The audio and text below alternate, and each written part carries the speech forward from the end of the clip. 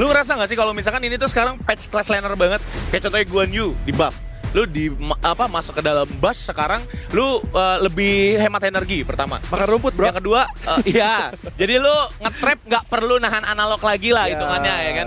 Nah, terus lu juga bisa nyerang sambil jalan. Itu yang paling penting karena biasanya tuh pas mau nyerang berhenti dulu bos kalau gauge-nya belum full. Nah, kita akan langsung aja masuk menuju ke dalam drafting section kali ini antara tim Talon dan juga Revomoin. Ada Coach Richen di sana yang akan menjadi kepala dari Revomoin di match ini. Ada first pick Mai Shiranui untuk The Angry Guy, bro. Yap, LCC2 ini main mahal banget dari Talon itu sendiri karena emang pergerakan dan juga movement Talon juga mirip-mirip sama Nova sih kalau gue lihat-lihat ya dari pergerakan mereka. Kenapa? Karena mereka bermain dengan mid lane banget. Cuman ketika kita ngeliat gameplay Talon, mereka tuh belum bisa nge-funnel gold seperti Nova. Ketika kita ngeliat gameplay Nova di Malaysia atau di MKL, mereka tuh bermain lebih ke berbagi dua goldnya dengan jungle-nya Nova dan juga dengan mid lane-nya Nova. Jadi ibaratnya gold growth-nya adil gitu. Berbeda banget sama tim-tim di Indonesia, Fiska. Wow, ini satu drafting yang mahal sekali dari tim Talon. Yang kita tahu ya, kalau misalkan dari Chano itu sendiri, itu pasti hero yang sangat kuat untuk di patch yang sekarang. Enhance bolt-nya diperkuat. Dan lu kayak ngebantu fase early buat lawan early lah hitungannya ya. Di level 4 dia punya ultimate atau alpha stance itu akan berpengaruh sekali terhadap laning match up yang dipunya dari tim Revomoin. Makanya yang perlu kita bahas di sini adalah gimana caranya tim Revomoin bisa menjaga early-nya sampai kaya. Itu dulu. Karena LCC itu gue yakin dia akan coba buat main agresif sampai menuju ke bagian mid game. Dan bagusnya Revomoin sudah langsung mengantisipasi biar si Arlinya itu nggak mati di awal terus. Kayak contohnya Mayen kemungkinan besar akan di-ban dan Fatih harusnya masuk ke dalam ban list dari Revomoin juga nih. Ya tapi gue suka sih, dia nge-secure hero power dulu di awal. Dia akan ambil Arli, ngambil Yuhwan juga, 2 hero power dari Revomoin juga. Dimana Yuhwannya Bilzen juga sudah terkenal bahwa dia tuh memiliki hero power yang kuat.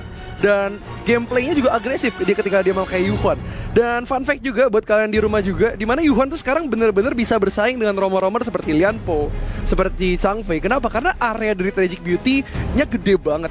Ketika dia bisa megang control map yang besar, dia bisa ngemegangin river sendirian dan bahkan rotasinya cepet. Dan dia punya skill immune juga, dimana dia bisa andeni Soro, ngebuat dia safe. Dan seperti yang Fiska bilang, Fatih di-ban juga dari Revomoin untuk sebagai ajang respect. Walaupun kemarin sempat ada nerf besar-besaran ke arah Fatih ya Fiska. Attack speed-nya dari 100 ke 75 ya.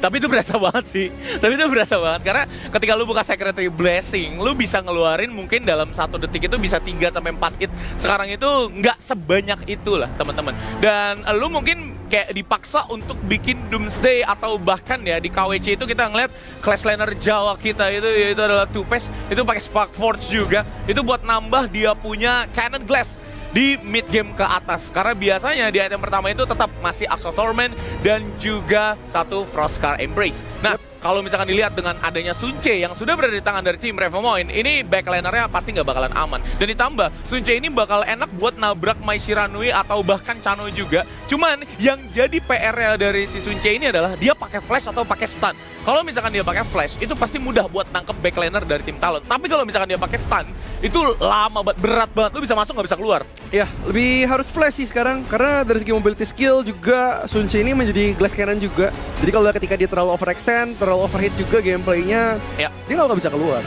Jadi ya harus ada sebuah asuransi lah ibaratnya untuk Revomoin nanti. Dan Talon ngambil karena Guani dan juga Agudo ini bagus banget. Dimana Guani ini udah seperti yang Fiska bilang, udah dapat buff besar-besaran, membuat dia sangat viable banget ketika team fight, terutama melawan hero-hero yang cukup butuh skill-skill immune dan juga rawan terkena sisi seperti Mankey, seperti Arli dan juga seperti Yuhwan. Dan itu akan gampang banget ngebuat dia ke trigger Andeni Soro dan juga Maple Dance-nya nanti Fiska. Emot marah teman-teman, LCC sudah mengeluarkan emot marahnya. Apakah Mai Shiranui-nya akan berapi-api di game pertama LCC? Santai.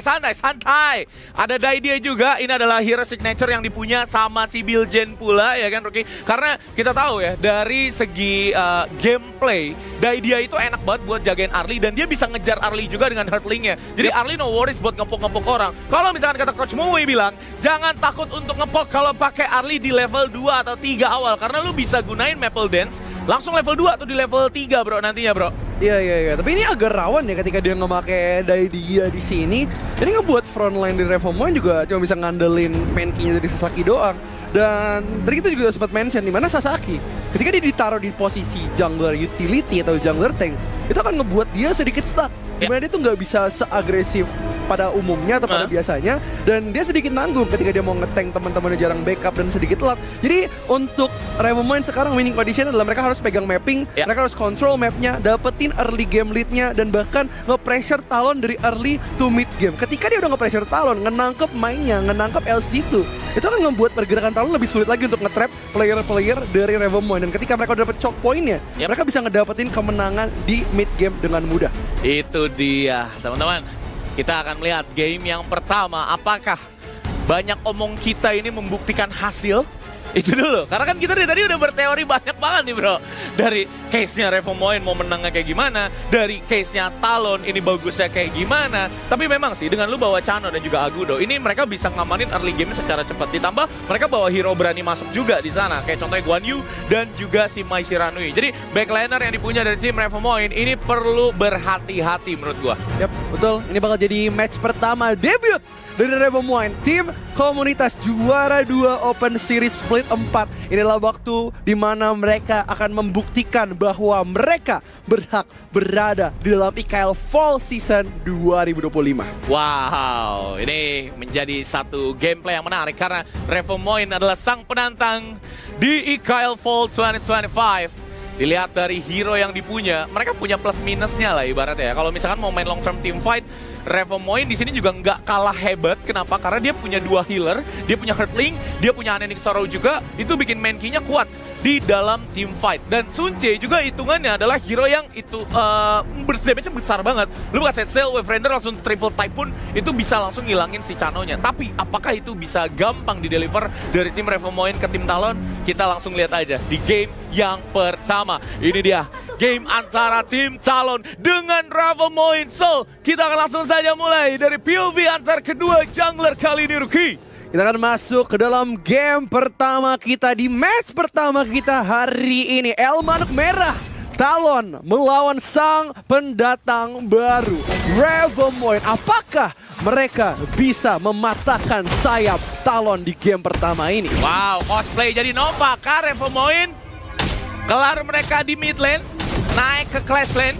Karena di menit 1 dia mau coba buat ambil tuyulnya di sana dan juga satu Tringgiling yang ditarik oleh seorang Chokes. Yes. Ini adalah skin boy anak jalanan yang digunakan oleh Chokes. Ya ini bagus banget sih, gue suka banget pergerakan dari tim-tim IKL Fall ini udah bener-bener improve sih menurut gue. Dari movement mereka, map control mereka, dan cara mereka ngedapetin decision makingnya tuh udah mulai rapih banget. Dan seperti yang kita mention juga, pemakaian portal udah mulai sering terlihat. Dan buat kalian yang nggak tahu kenapa early-nya mulai dari mid lane, ini adalah pergerakan dari Yinwo ketika dia bermain early.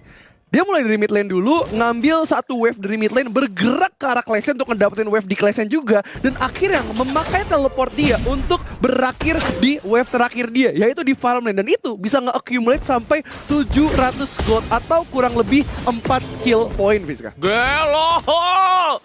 Gila, itu banyak banget kalau misalkan diakumulasi jadi 4 poin kill sih guys. Tapi memang ya kalau misalkan skenario-nya itu mulus, dia duitnya sebanyak itu memang. Tapi tadi Tringgilingnya nggak dia dapetin ya kan. Tringgilingnya itu ditarik sama Chokes bagusnya dengan pasif yang dia punya dari Guan Yu-nya. Dan ganking position yang dipunya sama tim Talon juga akhirnya reset. Karena ketika Agudonya udah kelar jungling di area ayam atau Fire Beach, di sana mereka tidak menemukan siapa-siapa. Remo mau coba buat maju dan kembali lagi. Akan ada satu choice yang sudah dibaca dari seorang LCC. Dan ada first blood dari Imagination yang tidak bisa dihindari kali ini. LCC 2 mendapatkan first blood dengan agresif.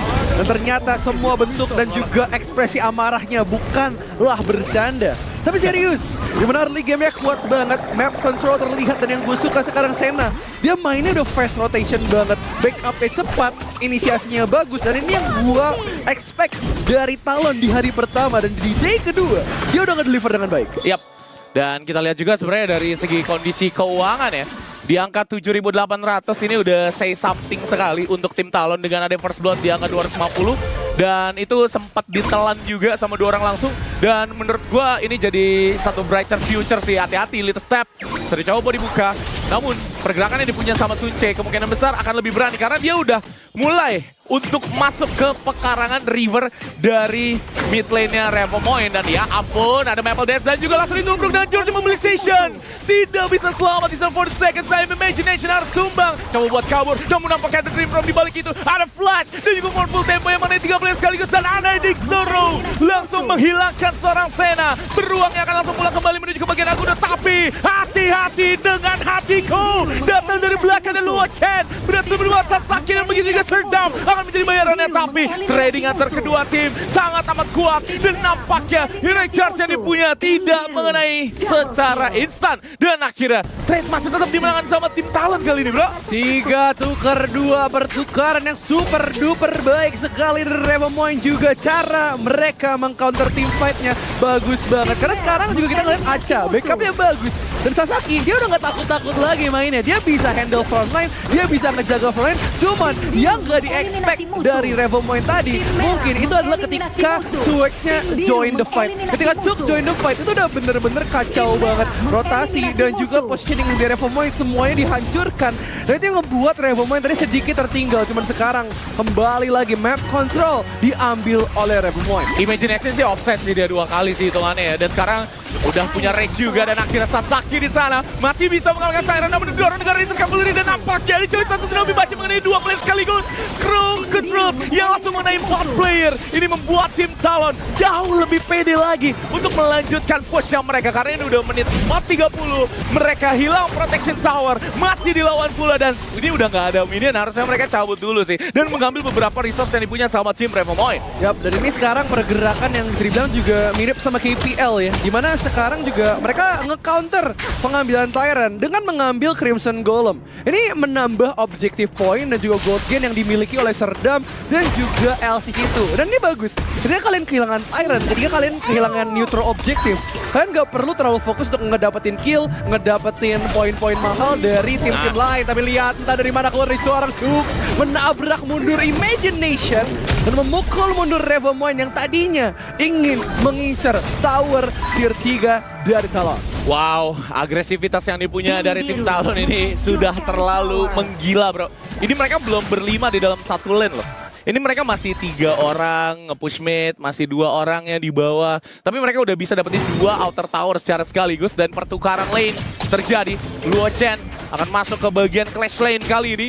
Dan pergerakan yang dipunya sama tim Revomoin juga nampaknya masih belum ada hal yang baru. Yap, ini bakal jadi pergerakan early game yang bagus dari Talon.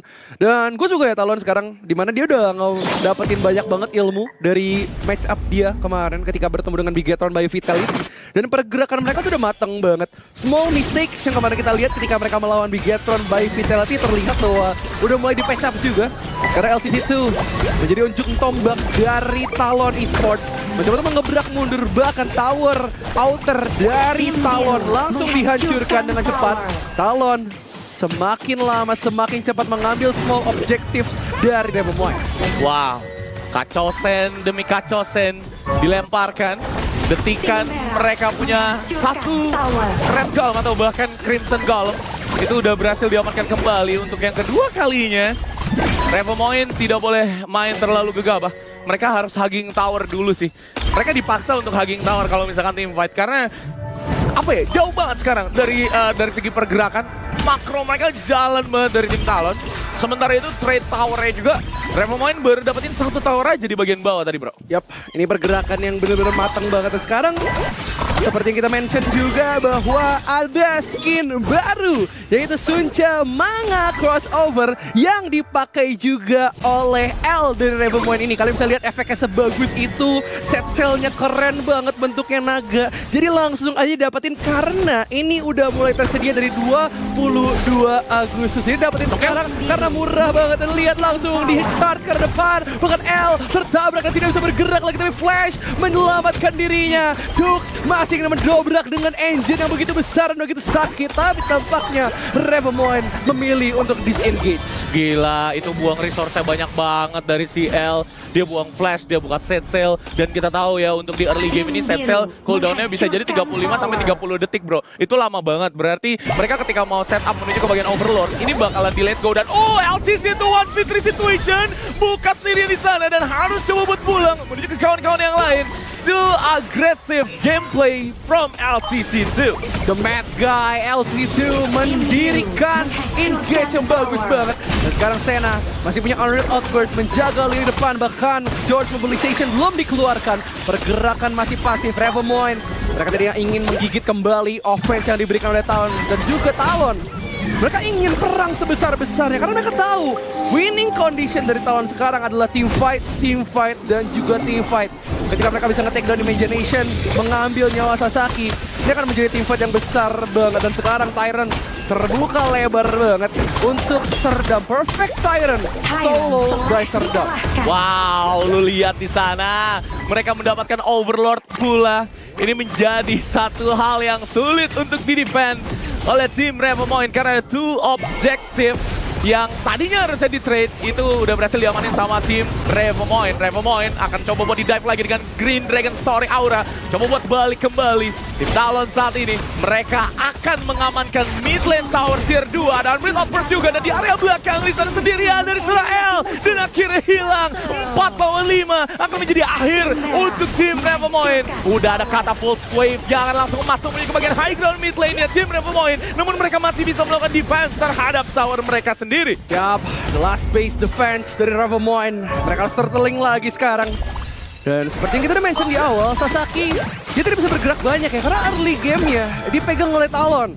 Seperti tadi kita mention di awal, Revomoin mereka harus bisa ngedapetin control early game dan juga mapping. Ketika mereka terlepas map controlnya, terlihat bahwa Sasaki struggle banget dalam mengengage team fight. Sekarang Vision terbuka, masih ada Sprite yang membuka Vision untuk teman-teman dari Revomoin sekarang. Bahkan masih ada Unreal Blade juga yang dipakai santai banget. Ini Soronya dipakai untuk stun juga stun.